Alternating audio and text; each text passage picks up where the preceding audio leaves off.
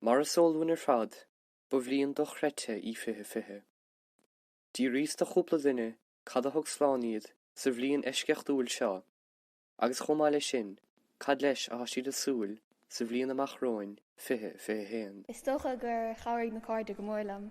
Nuair bhí mar tunna díanamh scoil ar líne mí Mártas, mí Abrán, bhí sé dachar mar nach raibh marbalta na cáirde eiscint ach bhí mí sé díanamh ar house party agus ar Zoom agus bhí marbalta caint na hen lá agus an sun ar tháinig mar machas an díana chlasán bhí mar bula suas an céile nach mar na hen lá meachtar an tráig agus is snáb is na hen is chair sé sin go mórlam.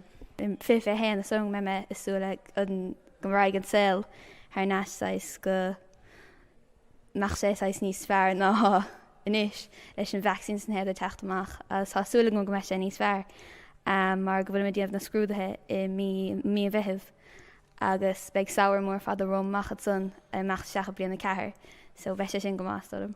Well a rithe táirigh bhí seansagin dul gimar caiidir éis agus socha besnéan rud is mó cháirigh lom techt siad fethe ná fethe dul a tréáil gimar caiide na hé an teachtain linna táirigh agus fiú an tréáil rugbé san ra gíirigh chimeadach sé meachta. Rud is mó ha súl leis docha ná go dúcha a chreic ar neis gomach slúite móra timppla na háite ríist agus nachach daine bórtha faoi éon galar nó feic marsin so slúite sa chreic is docha. Is tócha gur cáirigh cúpla rud lum techt tríd an rud go dearfach mar is tócha bhí blin ar le agus blian dúchláánach an dúin ar fad. Is tócha an céad rud ná machlán hain ag go baile ag cahabhám lo agus tá bertóg a gin ag go baile agus ní higann siad san inéachar cadtá ag tarlú agus is cáir mór éis sin mar just há siad san ag dul raig leis ag an áhéal agus an 6 milliún atá há sé des agus caríonn sé sin.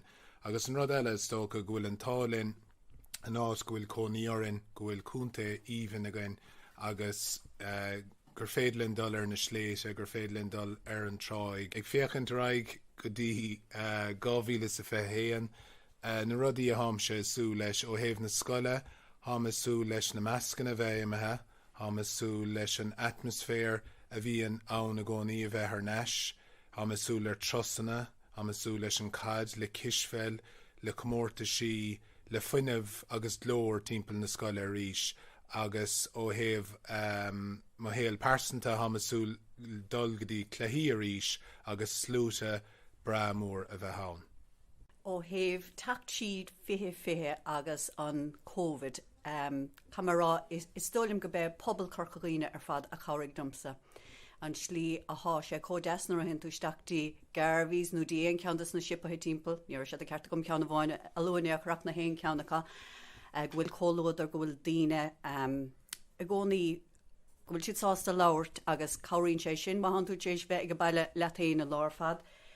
A ríist hansib sé caint le máiste mac muirs Róman san as thug sé na pointí ar fad a bhís chun rá íallar an áit íhan ina bhfuile méid. Ní bhain an áit íhan ach go raibh an aimseir có íhan san marrán leianta caiitegam ar phráig na marí gan dat agus ní léon áit nósa ar dain. Luas pobl corchaghine as Camerará ó thaobh na scoileda go bíad pobl scoile ar fad a cháirigh lumsa. Stígar scoil hí na daltaí ar aus a fad túirt fé rudaí in áit agus aimseir bhí anagú lánach dóibheh bhíidir sásta clíle na réalacha agus dul siad a rud go má anna hóca le clasóg óg na háite. Agus stúlinn gur bín an méid ha a súl go mór le fiche héin. Saora a bheith hís taobh mód a TP sitar a glí fechantach ar a bharige agus cúpla docht despéidir leis. Rud is mó chariglam sa stocha ná dogadtí mar chapel gach lá meile cholín sas bhrise suas an nádam agus ní bhór sa roiach a bhína leanta dul anna hapaig agus bhí sé deasáis dul mach finéir. An rud is mó is súil le ná pósamach a ceir mar bhí sé chur cáil in bliana agus tá sa súla bula just mo chlán agus bheith caint chorá. Rud is mó chariglam ar fiche ná stócha an tiidirlín. Chahan uintach le fada fechan ar ma fón gach trálóna agus is cuiinam lá bháin gorás trééis timppel 16:08 le a chah fechan ar TikTok agus le héad. Muna mechan tiidirlín ná stócha men Éime has ma bheabhar ar fad. An rud is smó ha ma súile ar a fé héana bula sús le a bhamós ma iadó. Nacha le fada iad agus dechan á ra na nula gach blian tib féin is mhuinter sús go blach lia. Ach gandát ní féidir is sin íana bhim líana. So ha súla gom gael cúpla mí nar bheith go vaccín fachta go me míad obalta taistal sús go blach lia is go meid an clán ar fad le chéile thuas am lach lia. Choirg mo chud cabhaimsúir lom tána bh bhaint as an saoil fé chum me surfáil mo chud cóide go minic agus bhuinas tána bhasan. Sa bblion fé héin tá agsúil go méid vaccín éfachtach thart agus go méid tar neis ar an áhéil. Well a bheit a rísin is cad a chairigh lom I fé. Is tócha a bheith mo féin éir a le mo cháide, le mo chlán agus go háidethe gra mar fós obtamachta snáb sa bharige. Mar tugann sé sin ordú crídam agus tugann se suinistam agus is socha tugann sé faoisih agus dóchasúin agus is breáil an bheistigintí. Agus a cuiineh ar amachchan sa is agus fé héan cad leis hamasúil. Well hamasúil a saoil, sláán sábháilta das na héine agus ní bháin san bhfuil is agat mar bhún teoras dócha hamasúil leis na chaigeine deasa álinge giscint agus bheith ábalta dtína léamh a ríist bhfuil siad sásta bhfuil bhrdí chuirsteachhartha agus mionngáir na héine giscint a ríist. Agus is tócha baró go thuirt a chuoine ríist na bach sé sin go hálinn. Stóchan rud is mó chairiglam a ré an díon glasálas an rudí mar sin ná an éarúr an áíar dul amach gach éon lá dul a ggur siúlód nó dul a ré imar cadidir am héinú éonrúd mar sin is tóchach an éarúr is tócha agus an tráid go chairiglam don chuid is mó. In áíras an rud is mó támasúla ná na tuthetarna bhescail tar ríis is tócha blúr a crack a bheith gom leis na lads is beidir cúpla ciún is tócha ar an saharnú ag an mar sinach na tuthetarna don chuid is mó is tócha. Cad thug tíd an díana glasáin mé. Chun fin rá stolum clán an briseile a clíochta ghéanamh a bheith gníomhach ar zoom fós leis an scoil agus an ceangal san ich mead amecht agus sechas an dóchas tócha go meach rudí níos fear amachchansa. Bheith go meach fé héana a bhd níos fear na fé tócha nos na hen den eile go dúchach leis ar an gúramsa. Ach ag an am gine go ditimiste neis go dtí an saoil mar bhí ach le tuiscint níos fearr ar na luchanna a bhfuin leis an saoil a bhí gon I fé chum mar bhí annach rudí maithagan an beidir a bhí scuilte le sruthagan as nar hiige mar an lucha bhíúnta agus go lena siad san isteach a féhéin agus ní éagsan. Féhéin agus ní éagsan. Féhéin agus ní éagsan. Féhéin agus ní éagsan. Féhéin agus ní éagsan.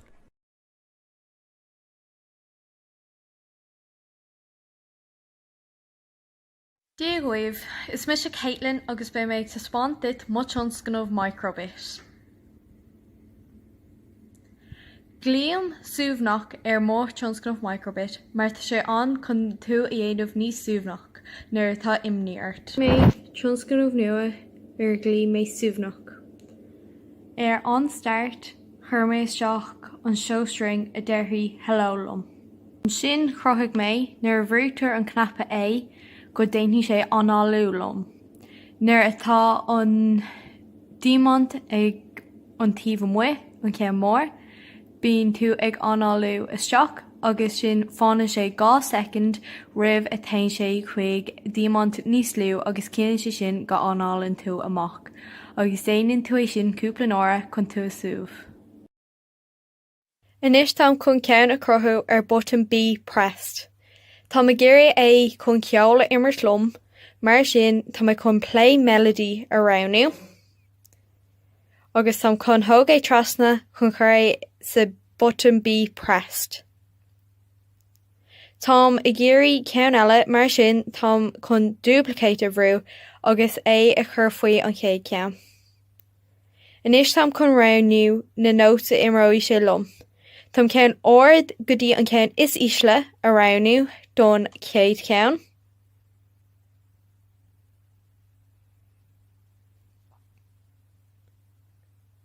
Sin bhrú mé don, agus sin bhrú mé an dar ceann agus roinnig mé an ceann is ísle sús go dtí an ceann is irde. Agus bhrú mé don. Sin crothaigh mé ceann le haghaidh an shake. Agus nuair a crach mé, tá sé chun corb chud deithlum. Agus tá sé chun fáin second one idir gach ceann. An sin croigh mé ceann agus go bhaid mé an móbhathúchan a léir muna raibh mé géirí chaint. Tilt left, déireann sé go bhfuil an bránach, le aghaidh bránach agus sin ben scáil an blank. Tá cugan ceann dhéanamh le haghaidh sásta inis. Tá chum brú duplicate seo, agus tá just chun bog é síos. Agus tá chun seo athrú chuig tilt right. Seo tá chun athrú chuig sásta. Agus an seo tá chun aghaidh sásta aránnú. Agus inis nuair bogam chuig an right ba mé sásta. An sin croigh mé ceann a deireann an logo pressed. Tá sé chun icon de crí a spont agus tá an rá ghfuilm suúbhnach agus tá ré chun bogart ará ó céir a chóirla. Agus sin é an códú a rinne mé. Sin for mé an cable agus an microbit amach agus ceangail mé é sús chuig mór riomhar glúna. Sin chuig mé seo chuig download agus download mé an suúbhnach. Sin chuig mé is seo chuig downloads. For mé an microbit suúbhnach agus bhí chuidir é ar microbit. An dachrachtaí agam é seo aimsiú ar an riomhar glúna agus chun é fháil ag obair ach faoi dhearra bhí na fábanna sin réitethe agam. An sin ceann go mé an batra sús leis an microbit. Agus mar fecinn tú déireann sé hello lom nuair osclaítear é sús. Inis, má brúm an cnappa é, déanann sé análúlam. Fanann sé 2 second idir athrú croch agus ag na chin mór tá tú ganáil isteach agus na chin is lú tá tú análú amach. An sin má brútar an cnappa B imríonn sé ceol lom.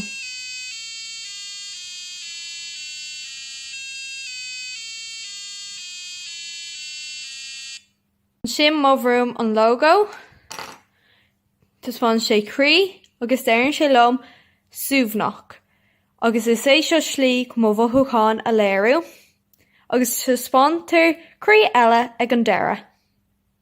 An sin má craith mé, chóiríonn sé chuig 10 lom. Ceiríonn sé seo go leor lomsa nuair nach bhfuil an suúbhnach chun mé a fháil níos suúbhnaí.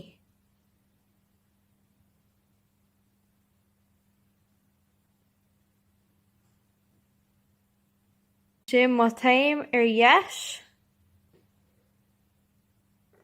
déireann sé go bhfuil am sásta, agus tuspáintear aghaidh sásta, an sin má taim ar clé, déireann sé tá bránach, agus an sin tuspáin sé aghaidh bránach dom.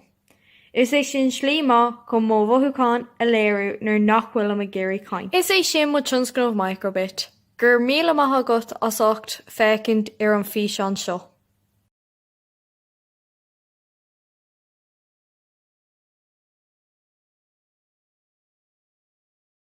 Díaghuit, is mis mí ina gonal, agus freslí mar mans go gorman. Tam cúig bliana déag díis, agus tam ma cónaí a loch gorman le ma wam, ma iad, agus ma drifor beag. Peoch mé ag tionscadal seo, mar sprálam cluichí retro, mar Mario, Donkey Kong agus Pac-Man. Tús, bhí mé géir éigen mar Super Mario dhéanamh, ach an sin chunig mé Flappy Bird. Bhí an cluiche an dúlach agus sprío, agus bhí an concept an éasca, mar sin cuaig me leis. Is é Running Robin an anam do ma cluiche. Is cluiche side-scroller ar, ag gur Bert imreoir. Sa cluiche seo, bhí an príomh character, Robbie the Robin, ag déanamh iireacht Richfried Bachchan Ganni de Bhula. Carrick ma tistí agus ma driforlam leis an toastmú tóracht, ach ba mise an tain duine a rinne an codal agus a rinne an console. An céad run a rinne mé tar éis an toastmú tóracht ná an codal a hasú. Tús chur mé an ansa cluiche agus bhain mé tríal as é a bug a timppó. Dibrig sé. An sin bun mé trí las na bachan a chur sa cluthe. Ach bhí sé Jackar. Tar éis rin praseach a dhéanamh timpeall leis an cód, dibrig sé. Bhí an cód beagnach críochnathe nuair a mólma múntóir go núsfáid gá microbits chun bheith an cumarsáid a dhéanamh idir na gá cluthe. Seol sí microbit eile dom sa post agus cód mé radio isteach sa cluthe. Leis an radio sin, is féidir leat scór an duine eile a eáil agus compórad a dhéanamh idir na gá scór. Nuair a críocnig mé an cód, thosaigh mé an busca. Bhí mé géirí sais console a dhéanamh agus tar éis príosas mín tóracht, bhain mé féidir an busca microbit a úsáid. Bhí seintar DVD sean agam agus bhí mo bham cunna a chur sa busca brúscar, so thug mé é as a céile cunna a eáil. Úsáid mé na cnapa seach sa seintar DVD chun cnapa cuaachta a dhéanamh ar an bund an busca. Críotigh mé an busca le paint ach bhí an clúdach sais le dránach, so tháinig mé suas le logo don cluthe agus print mé amach chun é a chur ar an bund an busca.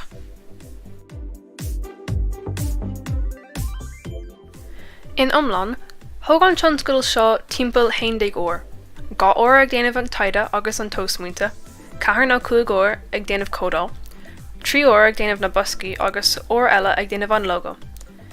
2 uair eile ag déanamh an script agus an fís seo. Bhí an códáil an simú, ach freisin bhí sé an Jackar. Bhí mé ag gcónaí ag athhrú é. Bhí an scór an rud is Jackar a dhéanamh, mar bhí sé ag gcónaí ag rá go raibh an scór an nóid. Tar éis uair nó níos mó, thucraigh mé é ach bhí arm dul thar an cód a rís mar athraigh mé beagnach gacrad.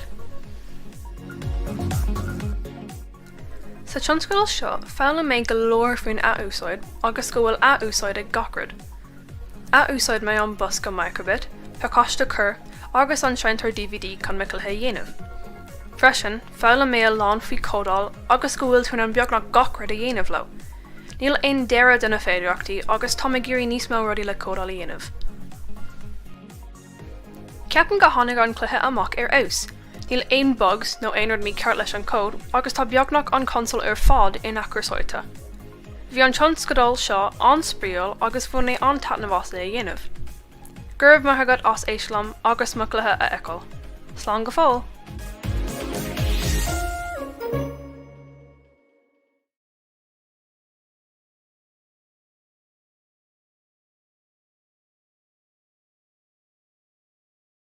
Is mis riníú agus is mis an crothóir de Micromax. Thosaigh Micromax leis an smuoine bh thug mo bhamdom, mar ar Teddy a achar sáil chun micropat a dhéanamh. Charlú bhfuil fé.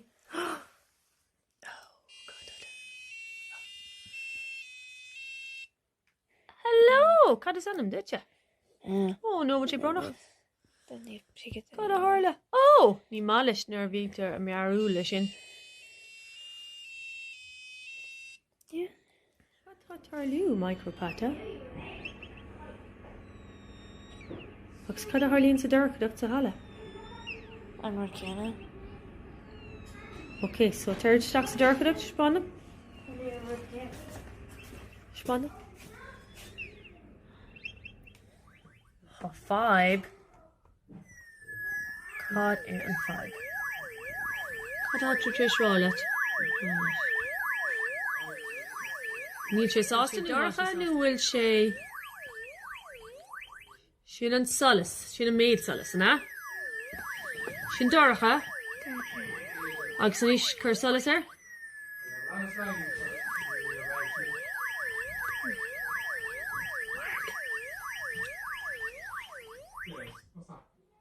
So, nuair a há solas an, thuis go bra. Nuair a há solas ísleán, nuair a há sin omlá. No, fósalas fósige. Tar stachtaí cúine jamra. Yeah. Caithigh bhfuil le lumen sa solas fós níos mú ná dó. Bud mí trí leis Seán McCillian? An maiile é chur im bosca dúnta. Fod beit tú ná ag cloisiid, meg? So bhfuil bosca agat.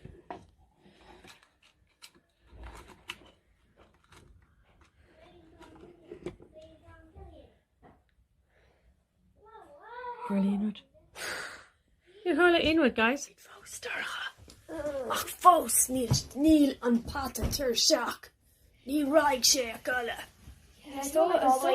an rud nach chuig go brim le há sé há éon i déanamh sá. Seo an 5 há sé héana an gealamh solas nó solí raig sé go. Oh no, há sé déanamh. Fuair an rud a bhí mí ceart agus thugraí mar é. Ja. Ok, Oscar.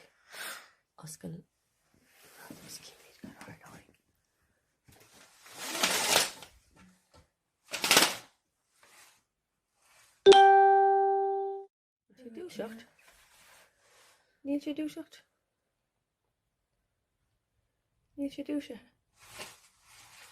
Cé fáil sin. Seo pictiúr beag den cód. Tá sé gala. Aber leis dúisigh. Oh, sé dúise? No, tá sé fós gala. Ok, oscailin in joog. Leis dúisigh. Sé dúisethe? Yay, tá sé dúisethe. No, tá sé níthe, tá sé am dala cola. Oh man, sé me cola topic. Iwa. Sa deire thugraí mar gachard agus sanis chun Max an sulam agus tá sé brethe go húntaach. Díos mar good Max. An fi leat arán beag a chana doing.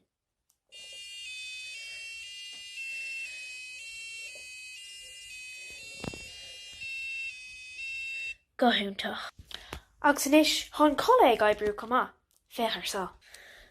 Iwa Max.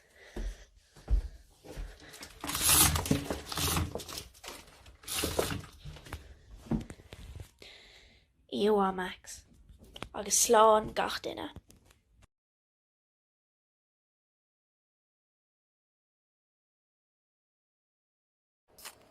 Fáiltear go léir is é tidal na tionscanmh nó fanamach le macrobit.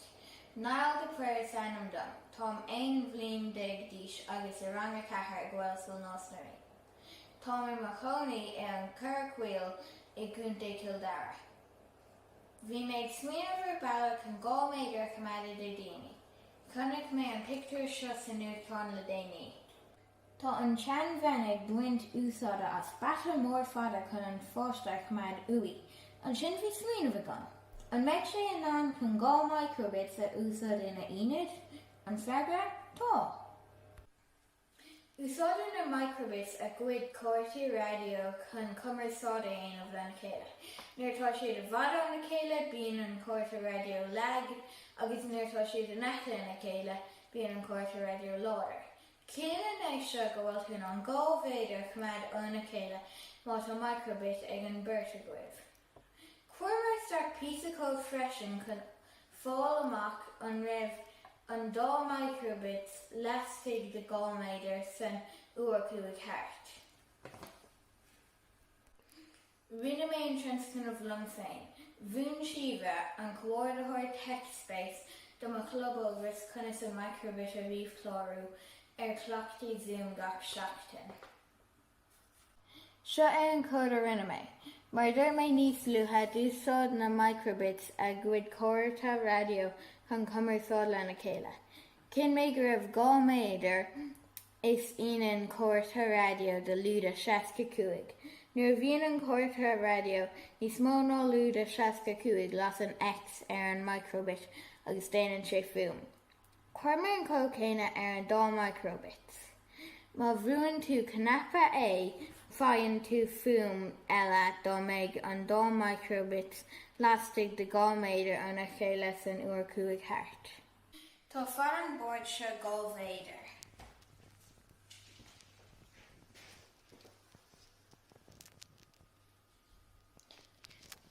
Tá spáintheag mé inistíomh chun sa ibrion sé. Seo microbit amháin agus seo an microbit eile. Agus má bhíonn cnapa feim fuaim sásta, mar níl siad leistigh de 2 méidir fós. Ag má chuir mé an seo, chuig seo mar tá siad leistigh de 2 méidir. Anis má bhíonn cnapa feim fuaim míthasta. D'fhic mé fra 4 uair an chloig ar mar cheann sciil. Bhí súla an códas riomh den na microbits an is go neirfidís leis nuair táú leisté de gábhéidir ó microbit eile. D'oibrig sé go hanmhaith. Bhí cúpla farbanna a go mar dús chun uimhre hain an córta radio crinne álamach de gábhéidir, agus uimhre dó an fuam a chuir comá leis an exalasa. Bhain mé trialas cúpla rudí difriúil sa cód, agus a deir réiteag mé na faibanna. Dalan mé na rudí seo an tionscadal. Is brál a bheith ag códal leis an microbit. Is féad leat rud úsáid a dhéanamh le roimhre an bheag, agus faibanna a réiteag le faine. Sa deire fuair mé amach conas an microbit a riomhchlárú chun fanamach gábhéidir ó na chéile.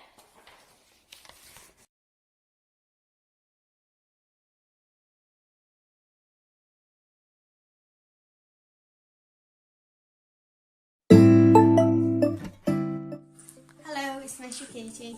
An rud a dóla mé na bhí na dhá seachtain seo caite a bhróid Jenny a microbit na cin dóil leis an cód a chur ar microbit. Cíbal dú agad agus bé rud mar sin ag tíomh amháin agus tíomh eile bé rud mar sin. Caithfidh tú an rud dú mar sin a chur sa microbit agus seo a chur ar tíomh do laptop.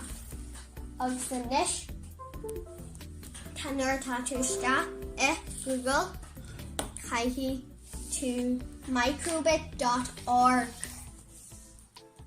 Ascribisha August Shin August Shin August Bay Ruddy Machine Let's Code Operator August Shin Bay to Stat and Shot August Make Code Editor ever. They really dorm and shop. And this new project my ready machine new project anium the project na microbit atomishigalka star microbit August and Shin recreate August ta shake glodal anish August is shot a glodal the microbit a tower and shop. Agus bé rudí mar basic input ceol lead agus radio an sin. Agus tá microbit an seo anis an cead rud atá mé goíanúna forever clickáil ar forever agus tá mé go go dragal agus chuir sa bhosca briscar. Anis tá an start still here mar níl mé géir ag deletal mar tá sé horn. So an sin chéim go basic agus show LEDs a bhrú. Agus é a just tari go dí on start agus anis gan code bag emoji bag. Seanar bí a tatú gurianna at lei chun emoji bag mar sinna agus nuair tá sin deanta agat caithfidh tú download a bhrú.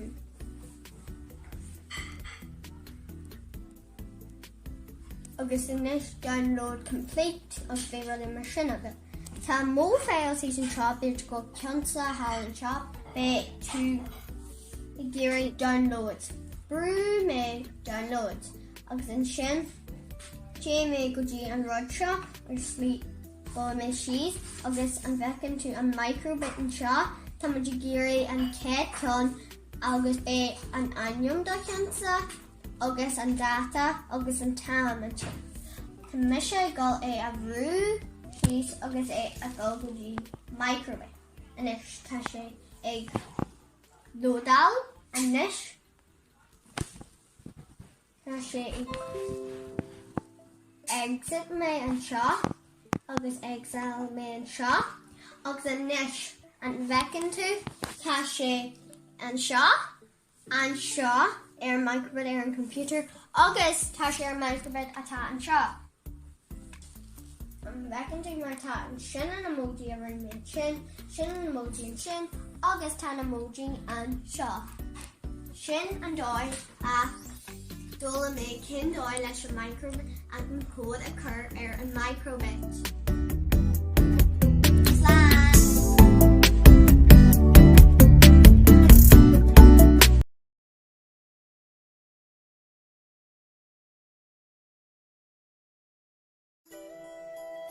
Crocaghine.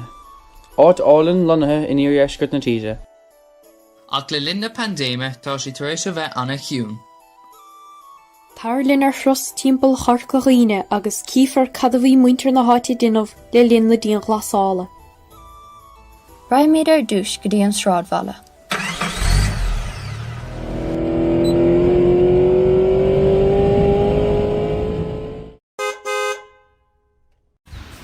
Díagwit, is mé sé íri, agus le linn na díon ghlasála, bhí deis únta go gam dul amach ag siúil am a bhadrú.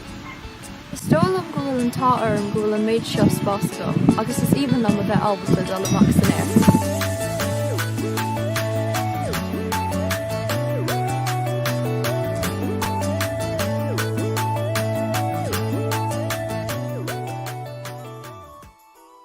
An chiad stop eile ná an neomhnach.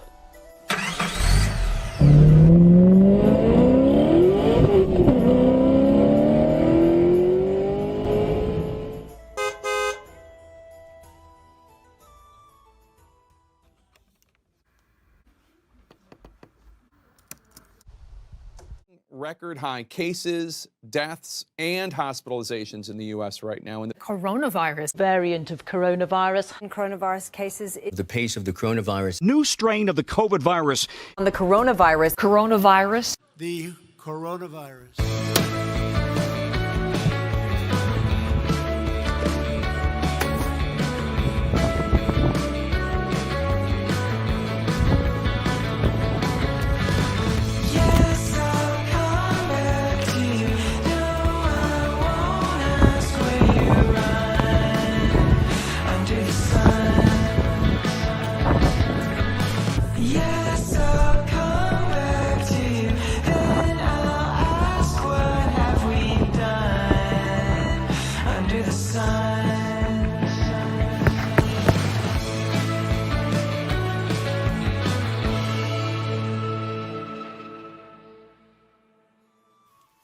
Téann mairt go baill na ngáil.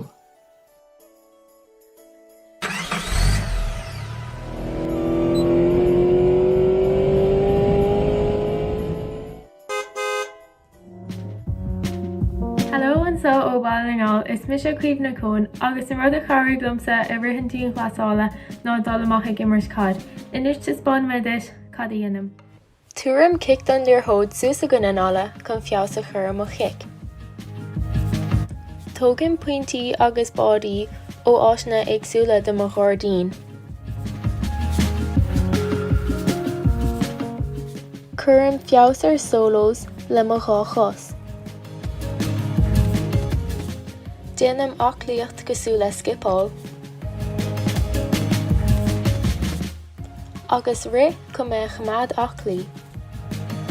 Agus trílam tric seatíanamh cosú leis an ceann seo mar chun sé anna hása bharm nuair a dhéanam a gcearta.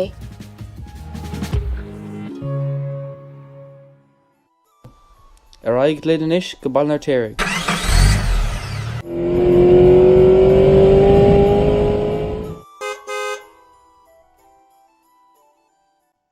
Fáilte go baill nar téirigh.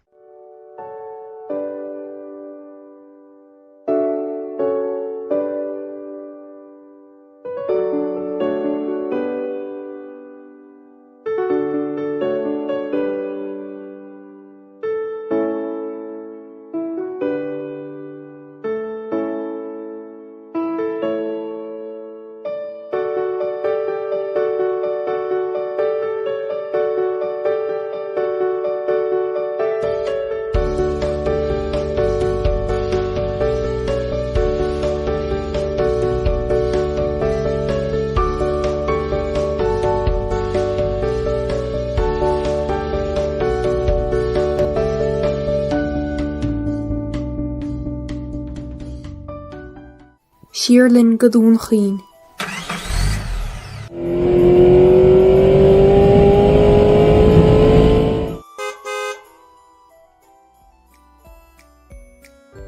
Hai, fáilte go dún chuin.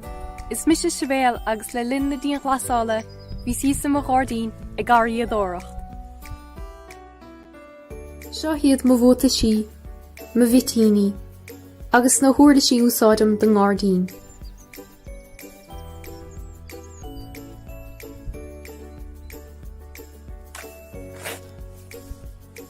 Charag an garí a dóracht go mórlam le linn na díon glasála, mar chmaid sé me cheann gnóthach agus ní raibh rom a bheith cuioine bhar na rudí dúiltacha a bhí tarlúnt mór hímpel a rom.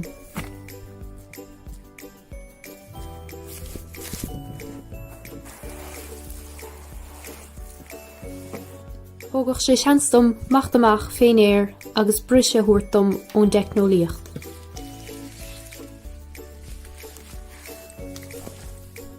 Chaim sásta gur thos níos a garí a dóracht mar ag ann dínéir bíon gach sort glas ragam. Tros fada godaí an dagan inis.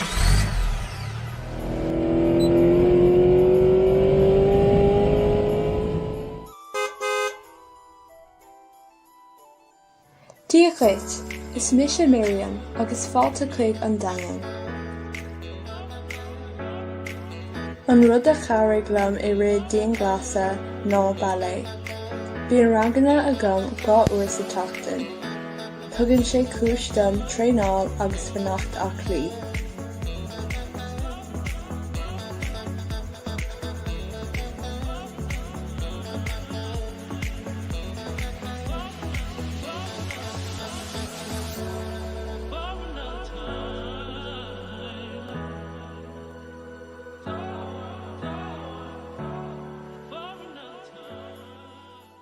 Agus an stop déirnach le spóil.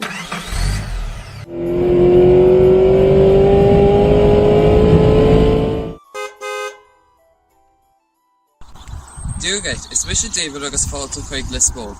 I ré an díon glasáil seo, bhí mar rathío. An tá ar gur cúgaoine tá an tá aireann go bhfuil trána agus átainna siúlóra álainn mar timpeall aireann. Go háire inis nuair atá an rial 5 km I bhain. Tugann sé seans úntaach dúin átainna nua a teiscáil timpeall ar geantar áitiúil. Téimar rathíocht ar le ceithre uair sa tachtain agus I ré 3 uair sa tachtain. Tugann an rathíocht seansta dul amach faoin éir nuair nach bhfuil tú ar Zoom an leabhar fad agus tá sé anasláán túil deir. Má is fearlam chun dul ar rathíocht nach caisleán am airde agus an trá atá mór timpeall air. Tá an tros crínt na hagainn. Tásúlagann go muineh tanabhas.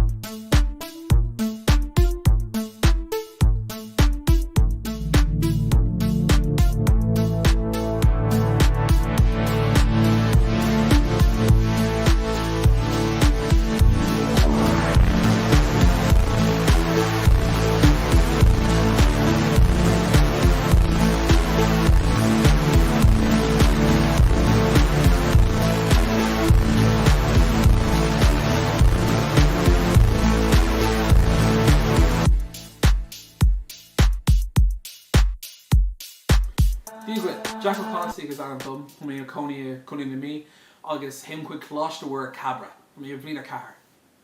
Is é seo BBC microbit le LED, gá-button, accelerometer agus antenna tá lá ruí bhfuil an pácáiste beag seo a dhéanamh.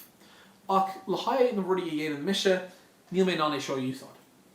Bhí arm thóg an BBC microbit agus chur cabla leis an antenna, agus ceangal é leis é seo.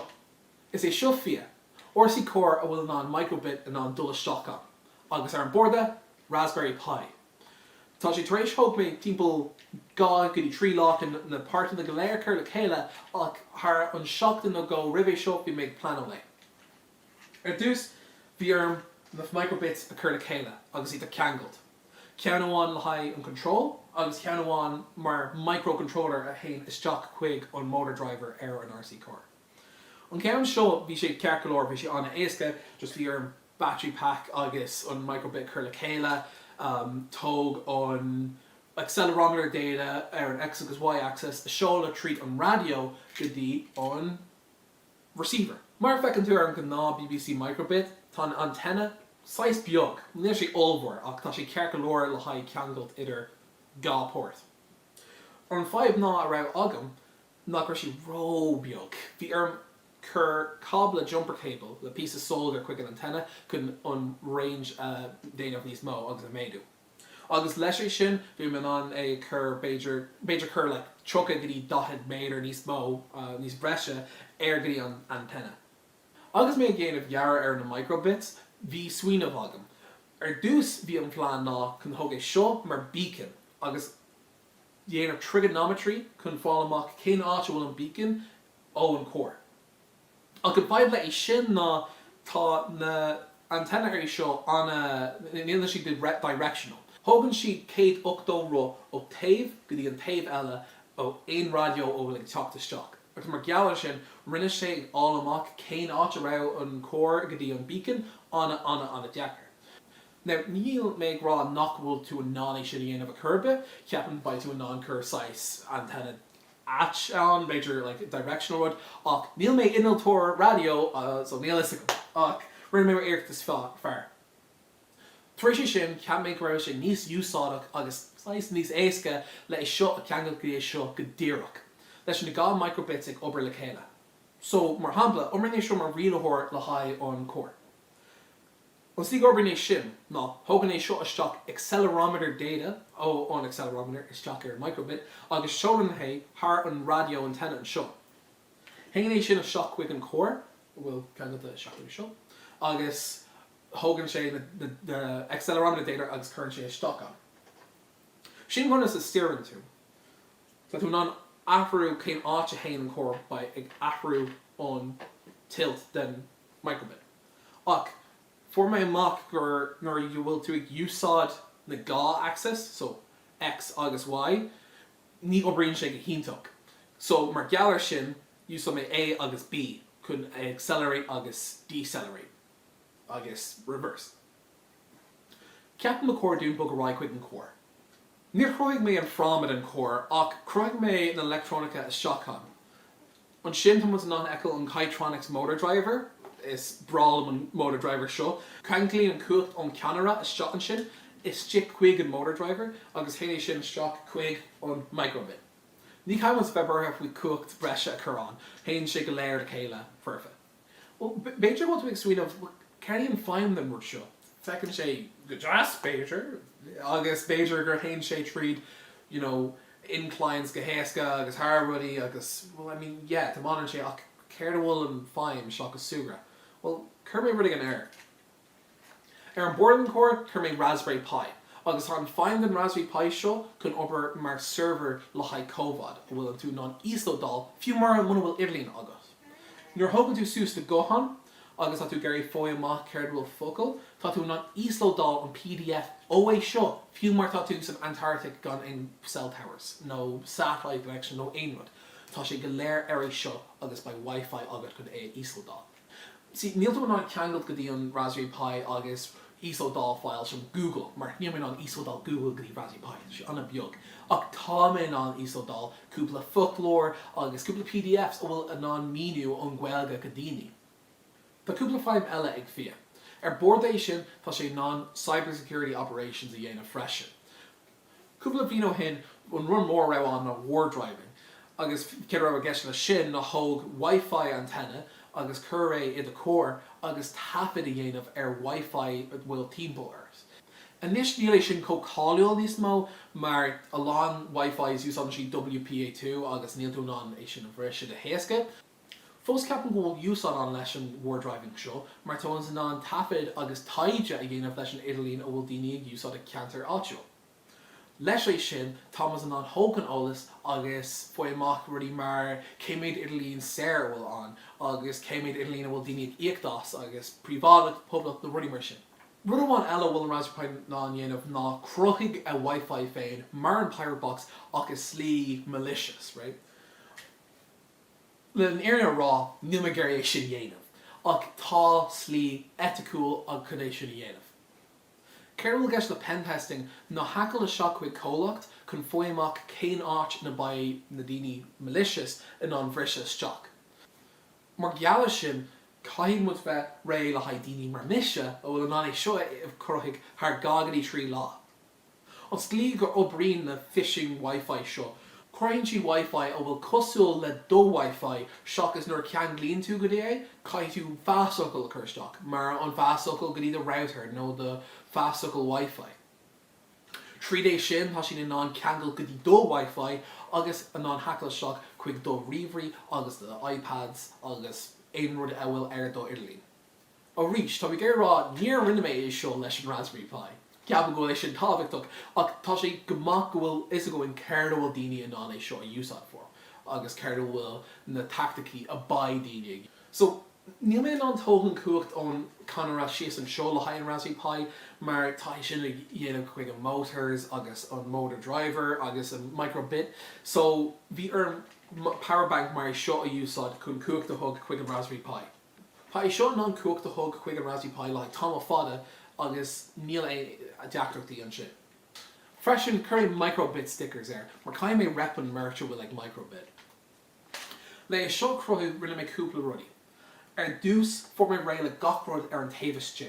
Sriú mí na cablaí ar tucht an cúil agus an bór, agus bhí gá cablaí tucht an bór i le an steering agus an motor bhfuil seach an seo. An sin bhí arm solder jumper cables ar gadí sin mar níró nóhins length aige chun hall gadí an terminals ar an motor driver. Screw mé an motor driver is stick chuig an bun de is seo. Ceangal mé an cuacht bhí sin stripping job freisin na seo chuig terminals is seo chuig an micro driver. An sin thóg mé microbit chur mé isteach an rinne mé an programming ribh sin. Mis rééis thóg an board an cór as chun spandit an taobhas jet an. Tá was ná eáil an seo na trí terminals bhfuil na motor driver the motors ag dulgadí an jumper cables bhfuil mé rééis shoulder air agus faoi é sin is iad seo má an original cablaí sold mé air. Tá electrical tape air an is nach chun mé short circuiting aonrad. Is é seo an áit bhfuil an cuachtaigh dul an positive ag negative. Agus is é seo an áit a héana an microbit air. Rééis é sin le mé rá leis an Raspberry Pi. Na bhí an Raspberry Pi 6 deachar le dhéanamh mar geall mé rustí is ach faoi air for mé ag obair. Chun Firebox á ag obair, bhí arm é ceangal suas chuig cuacht, ceangal é suas chuig an Idirlín via Ethernet. Faoi seo chuig an Raspberry Pi tríd SSH.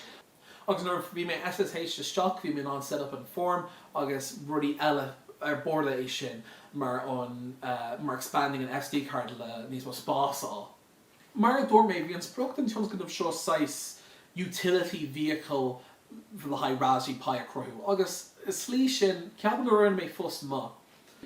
Tá cúpla rudí ó rá mé gurí chur airí seo mar cuacht níos mó agus ceanara níos mó ach níl an nó an spásáin le sin dhéanamh. Cai mé an macna command sios chun command an tomáint mar an ggéine. Agus mé cruthú an tosan seo féile mé lán. Go chuir a féile mé lán faoi reverse engineering agus ag obair le technolíocht a cruthaigh duine ag an eile agus ag obair agus ag aithrig air onas go maiid sé ná dhéanamh ceir an mise ag ar dhéanamh. Féile mé an lán faoi an Pi Zero an model an Raspberry Pi ó méid úsáid.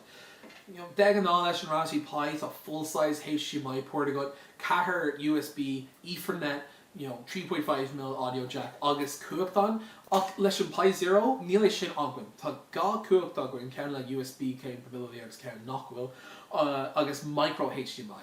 Níl micro HDMI adapter agam. So bhí dul seachhuiige an Raspberry Pi is slíbhfuil anamtha headless. Ní mé an eicil cead rá an Raspberry Pi dhéanamh ach bhí assume gur rinne mé gceart. I gcónaí carín rudí mar sin lom feann conas obarín Linux, Unix, conas ó mé an rialú a dhéanamh ar servers mar tá an Raspberry Pi seo just ag obair mar server agus feann mé lán faoi war driving go háire. Ag feann conas ó mé an tafaí dhéanamh ar rudí agus conas ó mé an obair ar rudí mar sin. Agus mé obair é seo feann mé lán faoi Wi-Fi freisin. Slí difriúil Wi-Fi an obair agus na 6 an Wi-Fi freisin. WPA2, WPE, no ganning, slán dala a curbe, chun mé é sin go léir agus feann mé faoi. Faoi dhearra rinne mé an cinna chun é seo a dhéanamh oscailt, mar de an nába me gúsa é chun scapa ghuelga, agus cai ghuelga bheith oscailta agus séir le gataine. Ceap mé go mai é seo tunsnamh spríúil agus éadrom ó mé an obair agus bhí sin fear. Is brála ag obair na rudí mar seo agus ag obair ar agus bhuaim alín cruthathe agus ag obair ar just like scris é suas agus ag cur smiley face ar board den receiver so fecinn sé go smiley face ag tamanta cór is brála rudí mar sin agus thug an toscailt seo an deistá mé sin a dhéanamh.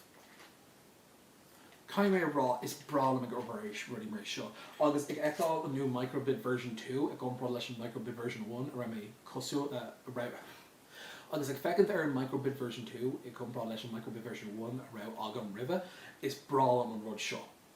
Le Bluetooth capability dat ik heentok agus tá langswin am nua agam le obair leis an microbit agus inis dá cean agam tam a lá tá mé chun agus inis tá cean agam tá mé chun obair ar a bhd níos mó. Mars go ná an rud is fearlam faoin rudí mar seo ná ag obair ar an inaltóracht ag obair ar faoi mar chunas ó bríon gach rud ag ggéanamh dhear nua agus nua chun dhéanamh níos fearr. Agus faoiar ag crothú ruigen ó mé sása leis agus a obaríon go má ceapan tá é sin cean rudí is fear ar dain is bralam ón fráisé sin. Freisin mar chuna tú leis an fís is bralam ag scapa suoinmh agus an sáid crothaíocht a bhfuil agam leis na rudí seo tríd fís agus tríd rudí mar é sin. So faoi mar pí deir caiimi rá gur míle le haid siirse ag obair seo agus caiimi gur míle le haid microbit le haid na microbits ag crothúid Raspberry Pi Gaitronics chun gach duine ó a ná rudí mar seo a crothú agus a crothín rudí ó mé ná úsáid chun an inaltóracht an má éireacht inaltóracht é crothú agus mó ar fiabhsú caiimi gur míle rá. Gur bagad.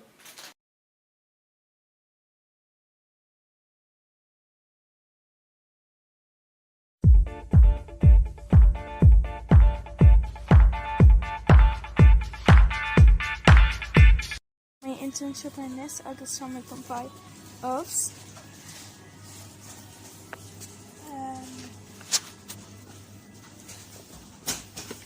Lár ornach.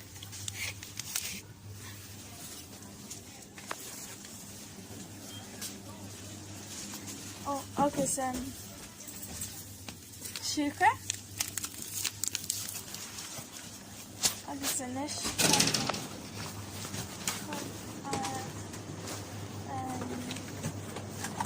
baile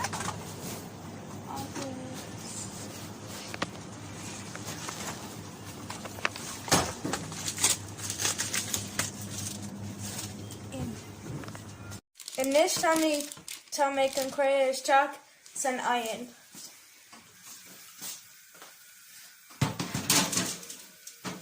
Tá siad go mbágáil a gur 15 go dtí 20 nóiméad. Inis sin é.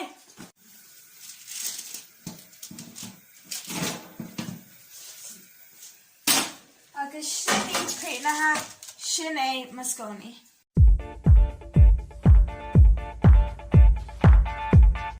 Inniu táid déanamh briscuit an breicfasta, ar dús ba chuir go mbeadh, 1 gram de sucre bháin. 75 gram de chlór. 175 gram de im. 225 gram de curcas. Agus 175 gram de sucre bháin. Agus canál. The board fanalia. Agus of awan.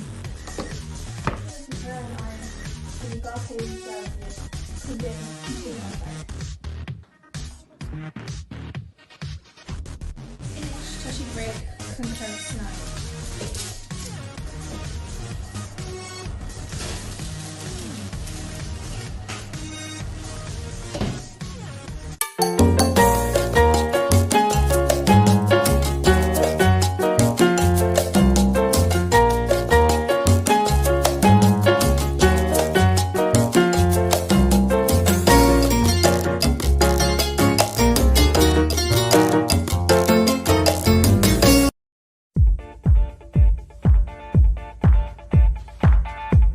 Dana fragrant chicken cover agus brownies Donaghy, like lone le Cotty agus Chloe. Charmed in a piece of Shipador. Eid na co-over úsad make Donaghy a dana.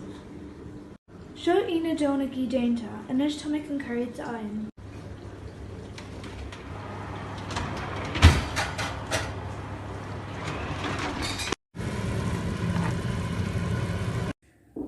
Vulture roll goody alone, la hagan cake horse over make fragrant chicken cover.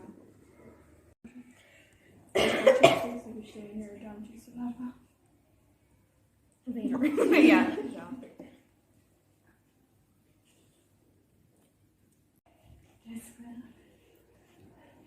And you like my chef caution a dog to snob. Can't fall. I didn't stop. Oh my god. Orange shaska. Shaska Redig and Langston Kudla Orange. Can't fall. Mar Junior and Coaching. Optometry. Agus never been made black balcony. Been she like it stuff I search. I'll take 5 cup on tea on shin. You didn't frost. Frost. Oh, so near shake, then if I'm with No. Fear and snow. Not our love mar sure. Ja. You go jogger with mar sure. Thinking mar kind of our love mar sure. It's coming up tail off mar sure. Came for rinne she mar the love doorknob. Kind of we should great respond to kind of Cable ace go shake and then shin. Oh. So I mean Gallens mar sure? Caher? Yeah, maybe just the juice. Ja. And Dalen the Jafar can like dinner lane and Dalen Sarah.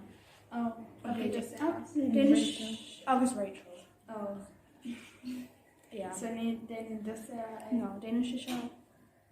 Couple level shots. Yeah, level shots. So she didn't need to find out shot. So, could I do this like a week? Then Mr. Mogi Agus Mark Couple. It's couples on them. Yes. Off my Tasha Triple H, Tasha Jessica. Oh,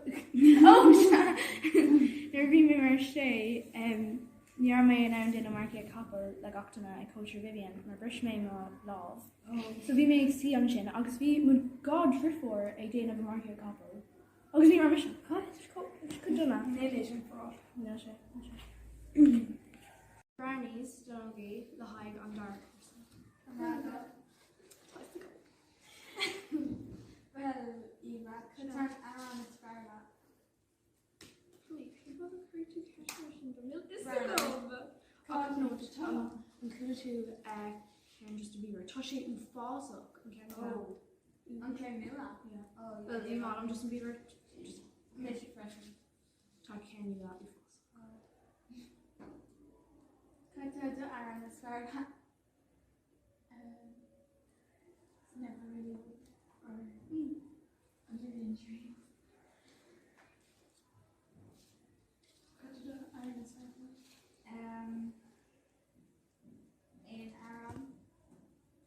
Whoa. Yeah. And Aaron me mat lovely. I'm less good than yodelers like you're welcome. Me mat Shin Kodana. No. Yeah. Kodana. No. No. No.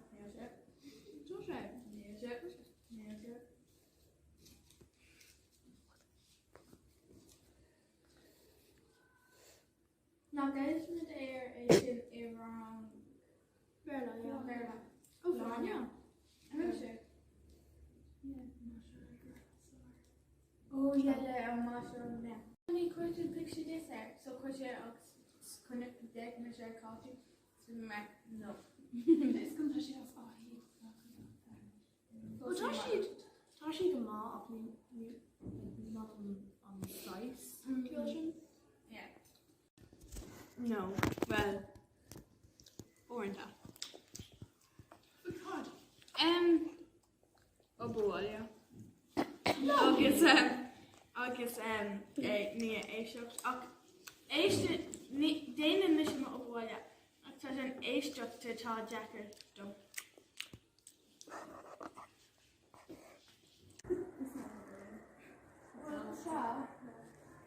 Hey, because my lads are boss of me on green. Okay. Snap down near on green. It's my lemon snap down.